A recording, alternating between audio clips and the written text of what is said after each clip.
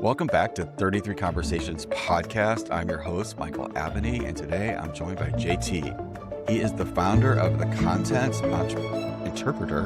JT helps executives and leaders find clarity in their voice through writing, speeches, and public speaking.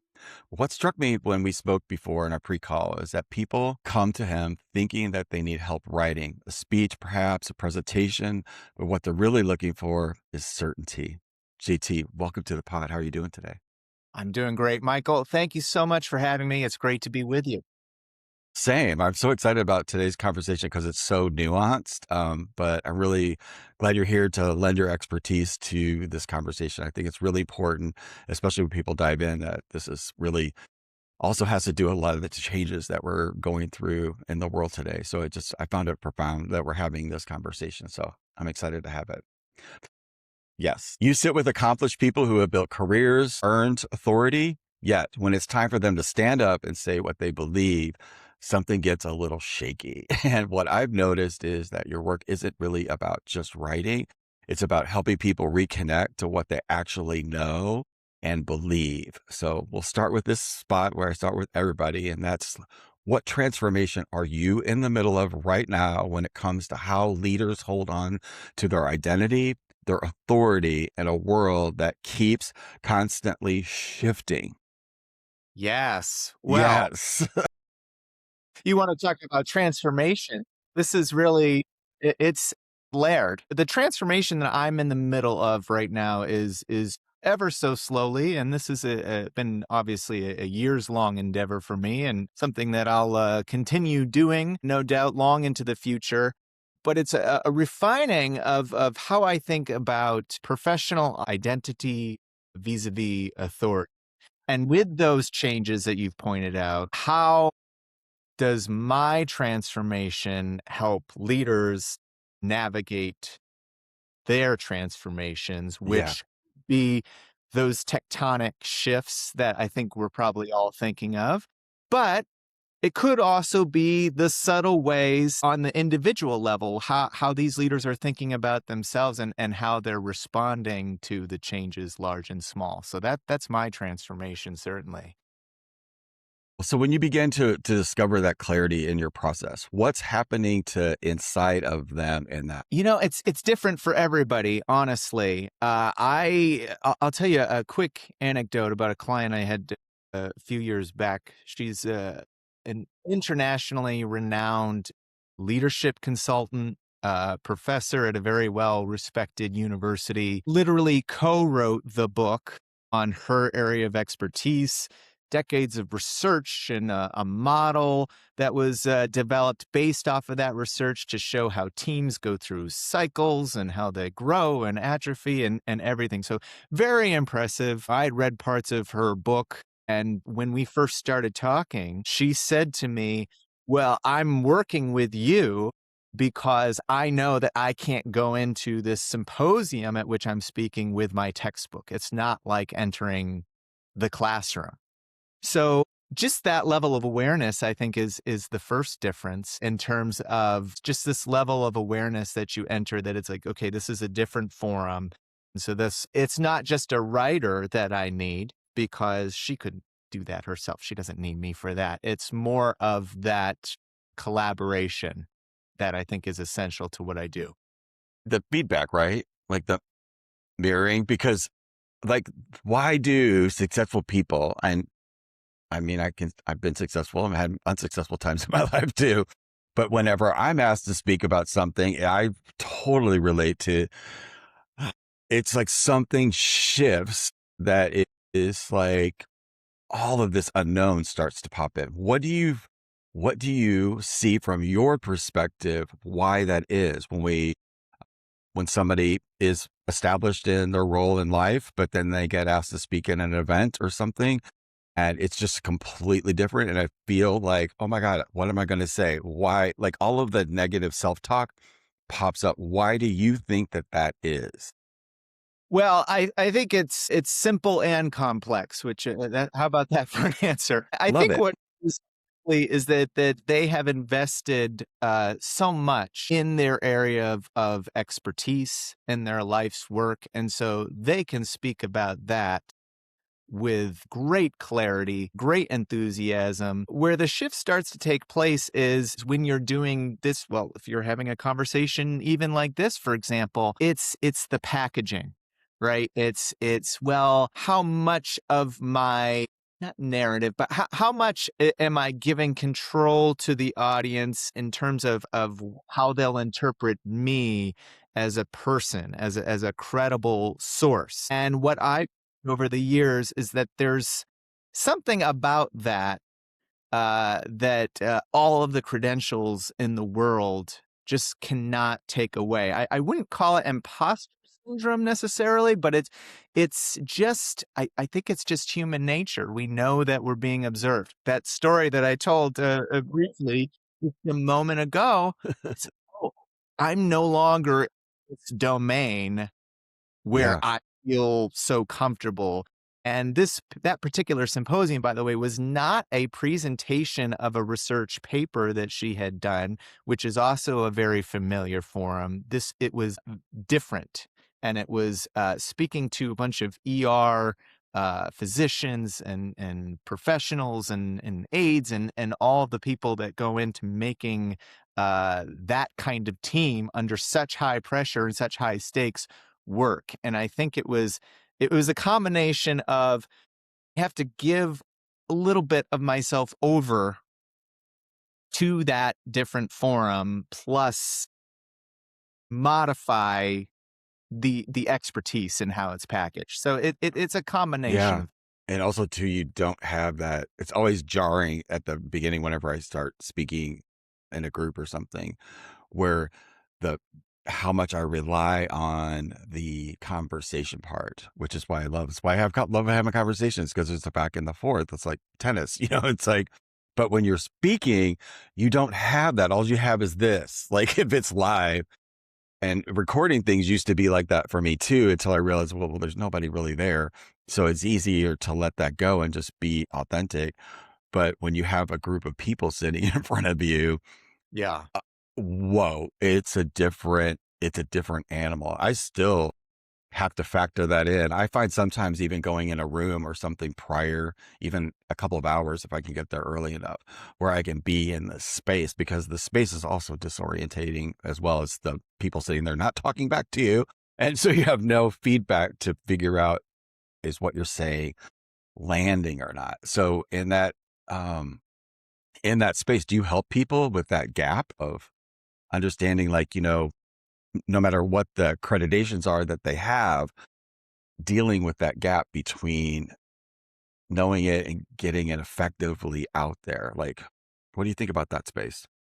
Well, I want to be careful here because I have many colleagues who are public speaking coaches. Like that core is their bread and butter. And so they Hmm. do that brilliantly.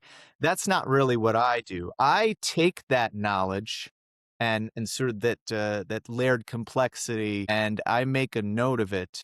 And when I start working with a client, I kind of just see, it's not any formal rather scale or metric, but I just kind of feel it out, see where they are. Sometimes it's not really an issue at all. But what I do is wherever they're at, I make a note of that, and I have to decide, like, okay, well, the thing that I can do to help them through that is just make the writing, both in terms of the Hmm. actual prose, but the subtext behind it, as good as it possibly can be, capture them as authentically as I can, while still maintaining that balance of authority versus vulnerability. That's how I help them through that. It's just one piece of information as far as I'm concerned. So that makes sense why you said right before we started that whatever transformation they're in the middle of, you also go through with them, because that's how I would think that you would be able to do that, like to capture their voice when you're writing for them, right?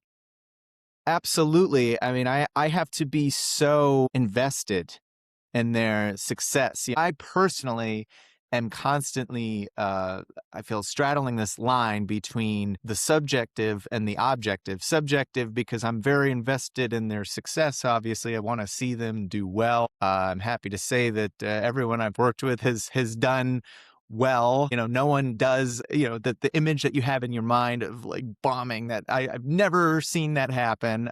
So if anybody's listening that is afraid of that, that's not the outcome. But I also have to let them know when things just aren't working. So it's kind of a straddling of that line, which makes it very interesting. Yeah. And so they're navigating their transformation, and my perspective is also transforming along with them in real time, so that, to that tennis analogy, I can lob back the ball that they're hitting to me. Yeah. You're in the dance with them. So Absolutely. what does that writing process reveal about that person's message? Well, I mean, it's different for everybody, really. I think in the macro, what it reveals, there's this hinge, right? That authority versus vulnerability. I think that the closer, what it reveals is the closer you can get to that equilibrium without swinging too far in either direction, that's usually the sweet spot. I've worked with clients. We started out and they do, they don't want to, but I think the instinct is to present it like the textbook, right? Calling back to that earlier example I gave, that doesn't work. I wrote a piece actually recently on my blog called "Should we use this?" And that really is kind of a singular question that that is constantly being asked throughout the process. And so you don't want to go in the textbook direction all the way, but you also don't want to lose, particularly in leaders, the confidence that they are expected to project. You think about employee communications, and Hmm. much of that work specifically, but done a little bit. And the employees, they are expecting a great deal of confidence to project from the leader, even if in the middle of a tectonic shift, they aren't necessarily feeling it 100% themselves. So that is really what it reveals. It's saying, well, where are we on that scale? And there are many scales, but that's probably the main one. How close are we to the right equilibrium for this Yeah. for that forum, and for the subject matter at hand rather. It's a constant calibration and recalibration, I'd say. Yeah. Like in real time. In many ways, yes. Yeah. I mean, I think that the maybe the point of relief for some of them, and for myself, honestly, too, is that you have these conversations. I do a tremendous amount of research, but then the writing allows you to sort of go back and say, oh, well, how do we hit this beat and this beat and this beat? And you can correct for that, right up until it's time in some cases. So it This is is real really time. fascinating. Yeah. This is really fascinating about all of the elements that I'm in my mind going like, oh my God, I would have never thought of that. Like you think somebody just gets up and talks, especially when you're referencing a leader in a company and employees, how important that is. It is important. But at the same time, there also has to be not blowing smoke up your ass too. Like it has to be authentic at the same time. So it would create that sort of balance that would have to be, you'd have to have clarity Right. about Right. the. I want to just pick up on something that you said about authenticity. I think that is an overused term, especially in a culture that is so dominated by social media. Authenticity doesn't mean that you reveal everything, that you put it out there. Quite the Mhm. contrary. It's in any art form, you must have parameters. There has to be some boundaries, right? It's how you work within those constraints that makes any art form rise to the level of greatness. And I'm not saying that my clients are the great ones. What I produce, I would never say that that it rises to the level of greatness. That seems like it would be a pretty pretentious thing to say. What I am saying, though, is that if you work within those constraints and you are reflecting authenticity within those constraints, that you truly believe what you're saying and it is coming from a real place, people pick up on that. And so that's Yeah. really that we're looking for. So like there's so many people now switching from, I mean, I get it a lot on the podcast of people that used to be in corporate worlds that were in that C-suite space that are no longer there by choice or by choice by Mm. where you're not here anymore. So what then becomes missing for them, and that's creating this, fractional CEO world or C-space world that many people are diving into. And what they realize once they get into it is like, oh my God, I've got to get my own clients. I've got to, what I was doing for one person, now I'm going to be doing for 5 or 6 people. Where did those people come from? And then they start to really see that the authority of the name or brand that they were working with no longer transfers, and they start to see cracks. Where do you see authority evolving in today's world? Like, where do you see it evolving into? Well, I think I'm not sure I totally agree with this. I would agree with the idea that there's cracks, but I'm not sure I would totally agree with the fact that it doesn't transfer at all. I personally, acquaintances of mine, I see they left an institution and now they've launched on some other platform to keep producing the content that they were for, and they're off to the races. They're doing just fine. That's not to say that there are not unique challenges with that. So I do think that the some of it transfers. I think where the successful transfer occurs is if you have invested in this idea of my work, my identity, as opposed to hanging it entirely on this is where I worked for. So I think that Yes. distinction has to be made uh, early on. In a way that perhaps you're not going to foresee necessarily that you won't be with an institution any longer, but just always trying to maintain a certain level of identity for yourself, which admittedly that's a challenge, right? Because there are some places where that's just not favored. I'll say perhaps in the way that one would hope. I hear you. Yeah. It's not universal. It's just a certain themes, like when you start to pick up on patterns. I always find it fascinating when I'm talking with people on the podcast about the patterns that they see. So thank you for sharing that, and bringing that perspective. What would you say the pressure, like there's so much pressure in the world right now of the uncertainty that people are facing, and staying like true to themselves. What do you think that they face the biggest fears that they're facing when they try to stay in that authentic space when they're public about it or when they're out speaking about it? Wow, that's a really good question. This is I come from a research background, and so the classic research answer, which is never very satisfying, is it depends. Yeah. So I think what I've noticed is that, well, I'll give you an example. I'll tell a little anecdote. In the aftermath of COVID, or actually when we were still going through it, the thick of it, this was like fall of 2020. I got a call from a VP at a fairly well-known electronics company, and she was giving some kind of address to her employees.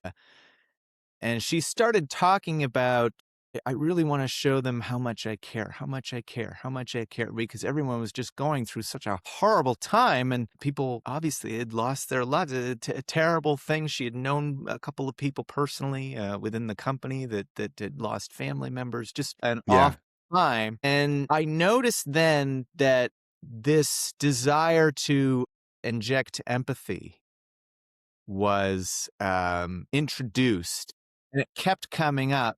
And by the way, I think this is a good thing. It has never really left ever since then. So, we're at the 6-year mark, I think, and in terms of the pandemic being declared a pandemic, at least in the United States, and that's never really left. So that's certainly a pattern that I picked up on. I don't know if that answers your question or not, but when I'm thinking about these subtle yet tectonic Hmm. shifts and the things that I notice, I don't think that element of it was something that was totally that empathy element, just to be clear, was something that was totally on my radar before that. I would say to perhaps a larger degree, not on their radar because their focus is almost exclusively on, well, I've got to project this confidence, I've got to project this authority. But when that hit, and in the months, intervening months afterwards, I think they started to oh, well, this is actually important because what is happening within the walls of this institution is not all that's happening. And sometimes it takes an event like that to put it in perspective for any of us, myself, Yeah. certainly. Yeah, and I mean, I have a sense people it's the all the unknowns and even not even having a name for it anymore, but they still feel it. It's almost in every conversation that I have that there's some sort of something in the background is like emerging that they can't even like put a name on it that is like, are we it's just like business as normal or traversing life as normal. It's like something is shifted that it's almost weird to even talk about it, but like it comes up in all of the conversations that I've been having lately. And I'm just interested, do you see this too? Or, the status quo? Like, how do you, like, from your perspective? Is it different? Like, have you noticed it? Like, when the pandemic happened, it was, it was something, it was named. We are all inside. There were these actions, but now it seems to be like there's something else happening. And it's like everything that I thought was true, or this keeps what I'm hearing, is somehow not, or there's a lack of trust that is there that we're just literally operating right on the top of. I mean, I do notice the difference. As I said, it never really left. I mean, obviously, other events have Yeah. transpired since then that arguably, I don't want to compare anything clearly, but the world is changing, as we said at the top, right? And I think but that awareness that was planted during the pandemic, I don't think it ever really left. And I agree with you totally that it's not something that you can necessarily put a label on and say, yeah, that right there, this is what we're calling it. And this is specifically how we're going to incorporate it and introduce it. But it has to be factored in. And I do notice it in many of the conversations, not just that I have with clients, potential clients, but also with colleagues. And I wouldn't have thought of this before you said it, but it is kind of something that we circle Yeah. necessarily name it. Yeah. Yeah. But I think that it can only make us better. The more aware that we are, I I think that agree. makes us better leaders. And specifically for my purposes and the purposes of the people that I work with, it makes for richer material. What I say actually to that point, what I often have said to clients is that in response to the question of should we use this, another dimension of it is that we're not everything that we talk about is not going to be included. Obviously, it's too much, but we're going to take the subtext, perhaps, of anecdotes you've mentioned about your origin story, for example. How did you become that same consultant I mentioned a while back? How did you become a renowned social scientist? And it turns out she had a very unique story that was actually born from a rather sexist remark about how women should not be in the sciences at all because she was coming up at a time that was sadly something that could be said in more forms without being checked at all, not certainly not like it would be today, and rightfully so. So it's those sorts of things. It's that subtext that I think makes the material richer. And so Mhm. I think for this thing that we're talking about that we can't seem to quite name, I'm calling it the empathy element for lack of a better term, but it does come out in the work. I think it just makes it better. I agree with you. Like learning to dance, like in just from like transformational background that I have. It's like, I know the mind always wants to compare it to something from the past so that you can be powerful with it in the moment. But sometimes in life, there are things that are happening that are not from the past. And that's when everything sort of gets scrambled and creates the fodder for something incredible new to emerge. So I think you just named it in a it's the thing that we say that, so much of conversation, so much of communication is nonverbal. And it's things that we pick up on intuitively that just gets in the mix. And I just find that whatever space that we're going in, named or not named, is extraordinary. And Totally that agree. we're still showing up, we're still talking, we're still evolving, past any whatever fear might be there. At some point, fear just is like, yeah, I'm scared. Well, just like we just got to get beyond it because there's so much more of life that's happening right now in the moment in the conversations that we're having. So I definitely appreciate that. The question that I have next for you is something that's a little bit more personal. It's like, what are you exploring right now about identity and authority, that bridge that we're sort of talking about? What are you personally experiencing with this? And as you explore this conversation that we're having right now, has anything popped for you? Well, I think for me, it is an important reminder that I just remain as devoted to my craft as I've always been, but to also welcome in the changes that are happening around us, but also the changes that I see one on one when I'm working with people, when I'm talking with colleagues. That and I don't even think that that's necessarily a new realm of discovery, but I think depending on what's happening in the world, depending on how communication evolves, it's an ongoing exploration. Like I said, in the work with clients, it's calibrating and recalibrating. I'm constantly doing that for myself too, because I have to understand that. Well, just to say, I'm given a tremendous amount of trust and Yeah. responsibility. And it's something that I've never taken lightly. Really, when I started doing this so many years ago, I was really kind of blown away by it in the in the early engagements, if I'm being completely honest here, because I was a lot younger than I am now. And so it just kind of hits you like, wow, I'm being given this great trust and responsibility to be a caretaker in a way, not to over dramatize it, but a caretaker in a sort of sense of this person's expertise and the way that it's packaged and presented. And what I found is that sense of responsibility, thankfully, is something that's never left. I think if it had, I probably should pack up and maybe do something else because I think you have to Yeah. have some kind of sense of responsibility for it. But it does contribute to this sense that, well, we're not really ever done, right? You can't really ever declare yourself like, well, I'm an expert in that and we've wrapped it up and there's no more that we need to learn. I'm Yeah. That's learning. the kiss of death. Yeah, yeah. I mean, I'm learning things from clients all the time. I worked with this one I can't say too much about, but I worked with let's call a visible medical professional, I guess we'll Okay.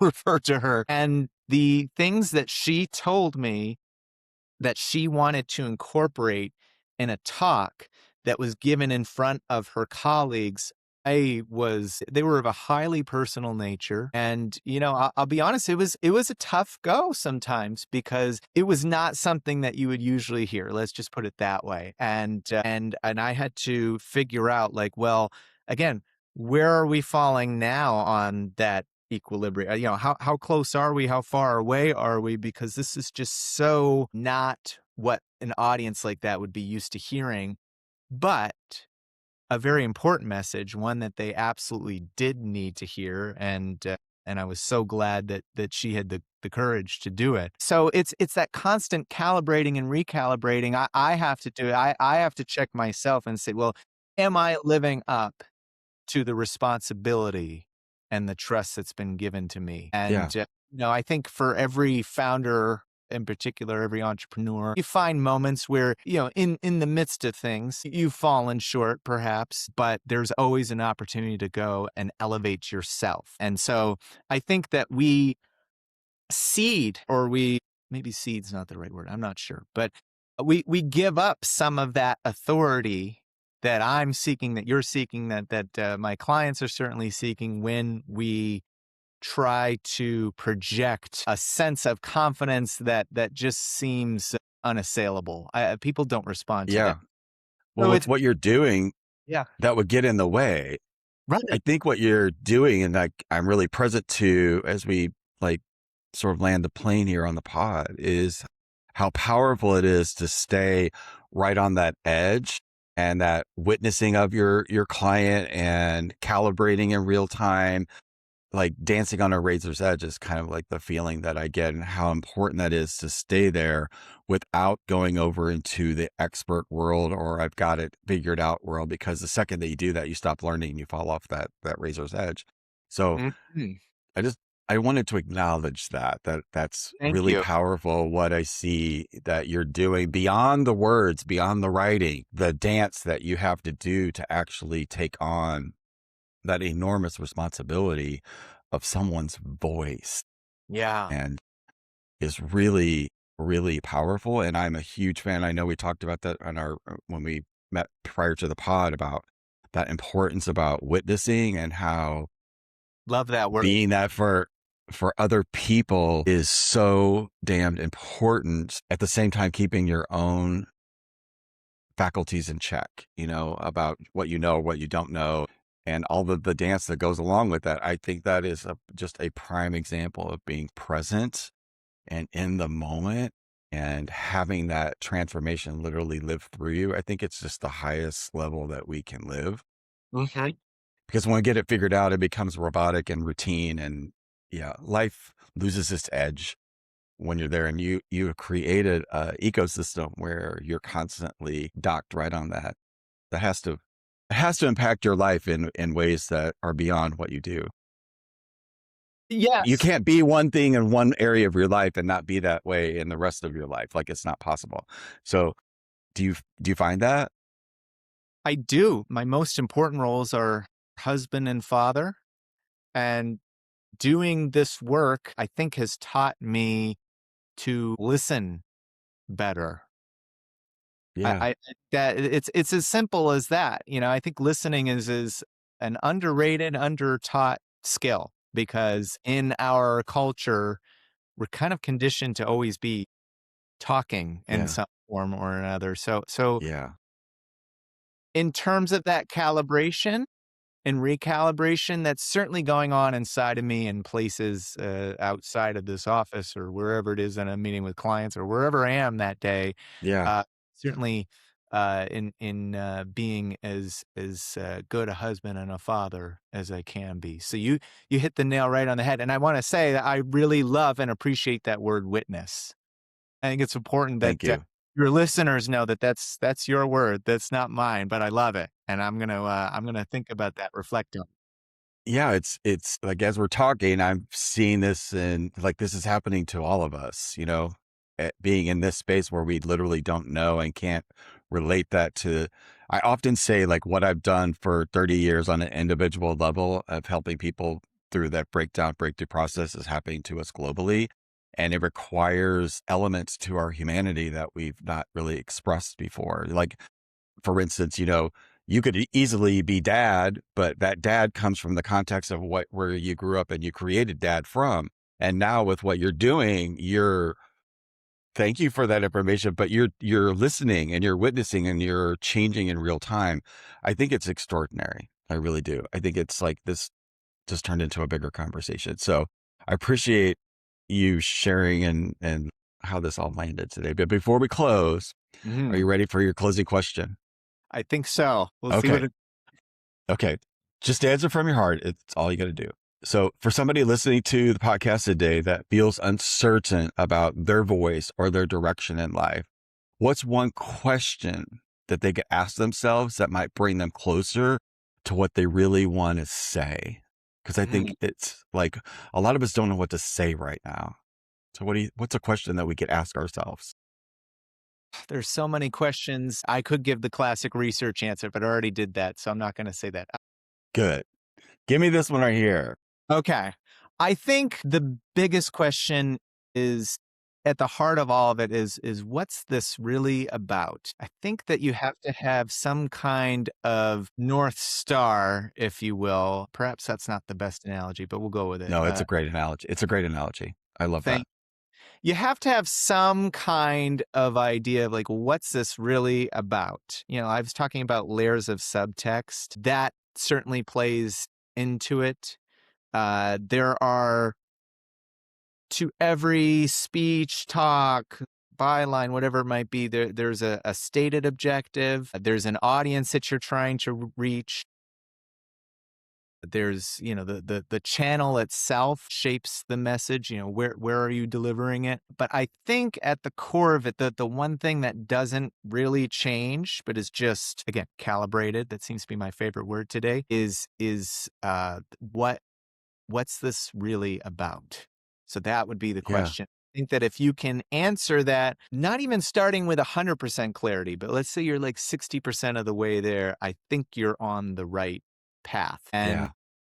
when I'm starting to work with clients, that's the question I'm asking myself. That's the question they're not asking, but I'm asking because I certainly have to know. And then I have to present them with something to which they can respond. And they'll either tell me, oh, yeah, oh, I haven't thought about it that way, or that's not what this is. That's not what this is about at all. Yeah. And so we have to go back. But yeah, what's this really about? It's a great That's the perfect question, actually.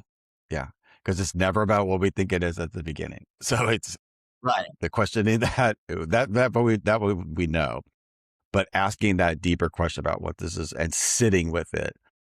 Even like when people come on the pod, I'm like, do not answer the question on the questionnaire right now. Like, think about it. Like, come from your heart space, not your head space. And I think that this is a really great place to thank you again for like an incredible conversation today. I never know where these things are going to go, but really landed in a really awesome space. It's got me going. I want to take a look at some things in my life, even from that deeper perspective. So thank you mucho. I appreciate it. Well, thank you so much for having me. And I enjoyed the journey as well. And for the opportunity to talk about craft a little bit. Yeah. Even though we don't do the same thing, there are always elements of commonality. And so I got to talk about my craft and discover that there are ties that we have that perhaps we hadn't explored before or hadn't. Yeah. A Thank thousand you. percent. It's my pleasure. You guys just remember words do not just communicate ideas. Sometimes they reveal actually who we are. And sometimes all it takes is the right conversation, the right listener for that clarity to emerge. JT, thank you for being somebody who helps people rediscover that voice. And maybe today is the day that you begin a new conversation with yourself. Remember, there's no right way, just one conscious choice at a time. We'll see you all on the next one. Bye, everyone.